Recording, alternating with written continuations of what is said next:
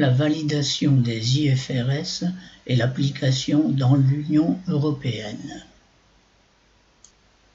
L'Union européenne avait le choix de réviser les directives ou d'adopter les IAS-IFRS, mais l'UOSCO avait opté pour les IAS-IFRS.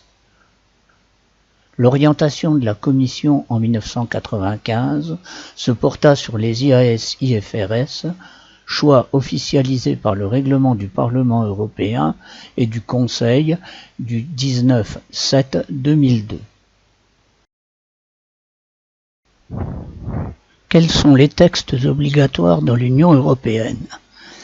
Pour toutes les sociétés, la 4e directive pour les comptes individuels et la 7e directive pour les comptes consolidés restent obligatoires. Pour les comptes consolidés des sociétés cotées, les normes IASB sont obligatoires. Pour les autres, chaque État a la liberté de décision.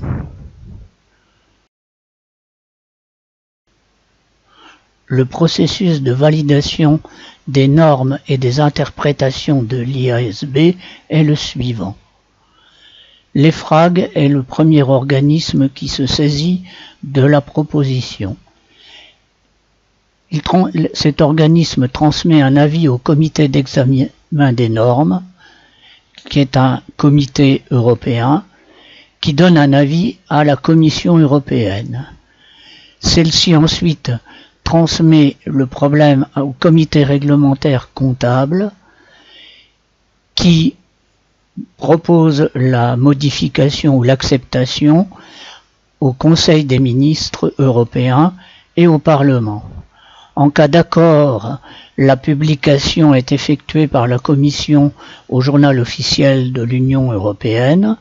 En cas de refus, le problème est retourné au comité réglementaire comptable.